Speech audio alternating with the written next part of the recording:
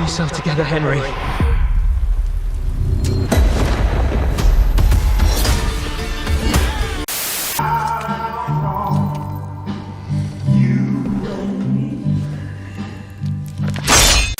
In today's video, I thought it would be fun to talk about the 5 games that I'm looking forward to the most that are coming out in 2025. 2023, last year, was probably my personal favorite year in gaming ever. It had so many games that I loved. And I thought 2024 was going to be a slow year, but it turns out 2024 also had some really good games. But looking at the list of upcoming games in 2025, it does look like it's actually going to be a slow year. And to be completely honest with you, it was hard for me to make this list because I only wanted to include games that actually have release dates. I didn't want to speculate on anything. Any game that just said release date 2025 or, quarter 3 2025 or holiday 2025, I didn't want to include those. So I'm going to get into my list, but before I do that, if this is for some reason the first video of mine that you're watching, hit that subscribe button. I talk about video games all the time on this channel. I do day one reviews. I do other video game discussions just like this, and I just love sharing my passion for gaming with you guys, and I hope you join me. As I'm looking at my list now, I realized that I only have 4 games listed because there's not 5 games coming out in 2025 with release dates yet that I'm actually looking forward to. So for number 5, I am going to have to speculate. And just like everybody else in the world, it's probably GTA 6. If GTA 6 had an official release date, it would be my most anticipated game of the year. But then there's also Wolverine. So scratch what I just said about GTA 6. If Wolverine had an official release date for 2025, that would be my most anticipated game. But for the sake of this list, I'm going to include the game that I think is the most likely to come out in 2025. So my number 5 is actually The Outer Worlds 2. The Outer Worlds 2 seems to have been in development for a very, very long time, and I liked the concept of the first Outer Worlds game. I played it for probably 10, 11, maybe 15 hours when it first came out, but I didn't actually put that much more time into it after that. And after that first initial game session of the game, I did return to it several times over the years actually, with the intent to play through it and finish it, and I just never got sucked into it. I thought the story was pretty cool. I thought the world was pretty cool. I thought the characters were actually really enjoyable, and I thought that the whole dynamic of choosing dialogue and having there be branching paths and, the choices that you make actually mattering in the game. I thought that it did it a lot better than Fallout 4, which came out very shortly before Outer Worlds 2. But just something about that game didn't hook me in. But I saw the trailer for the Outer Worlds 2 at the Game Awards, and man, does it look really, really cool. And I really like that the trailer is super self-aware, that they're outright saying that they fixed everything, or they're alleging that they fixed everything that was wrong with the first game. And again, I thought the Outer Worlds 1 was a really good foundation, but if this trailer is to be believed, and they just make everything about that first game better in this game, I think it'll be really fun, and it'll probably be one of my favorite games of the year, honestly. But now let's get into games that actually have release dates. My number 4 is Kingdom Come Deliverance 2. I've actually yet to beat Kingdom Come Deliverance. I actually started playing it for the very first time 2 weeks ago, and I am loving the hell out of it. I'm loving the story. I'm loving the world. I'm loving the gameplay. Of course, it's rough around the edges, but that just kind of adds to its charm.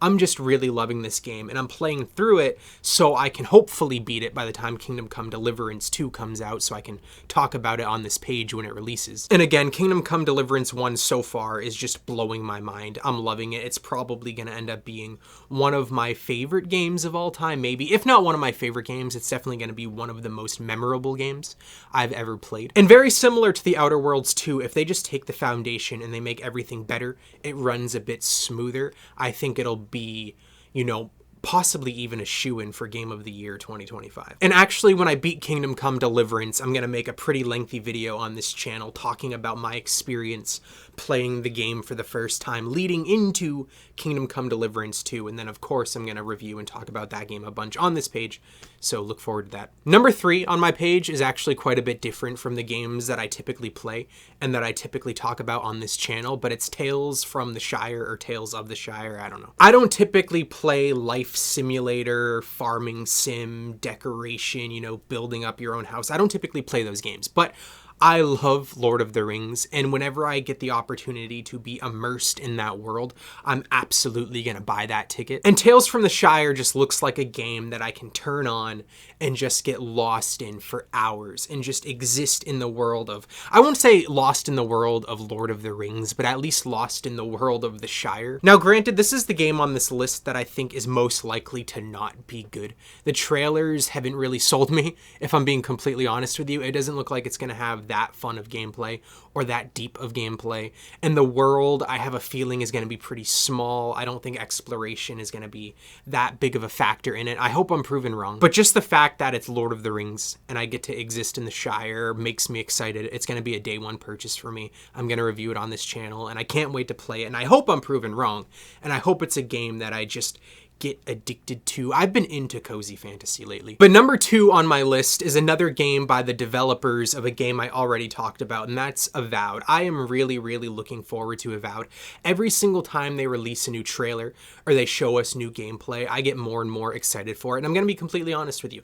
After my experience with The Outer Worlds Part 1, I wasn't looking forward to Avowed that much. I knew I was going to play it. I hoped it would be better than Kingdom Come Deliverance. But after their gameplay previews, after listening to what people have been saying after they've played it, I'm so hyped for this game. Exploration seems to be pretty good.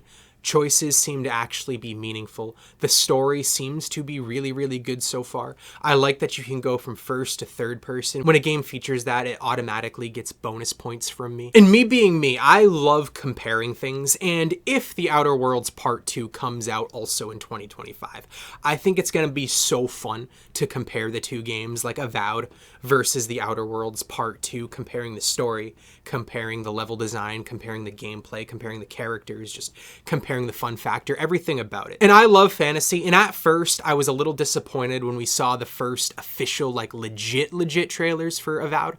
I was kind of, again, disappointed that it wasn't that dark.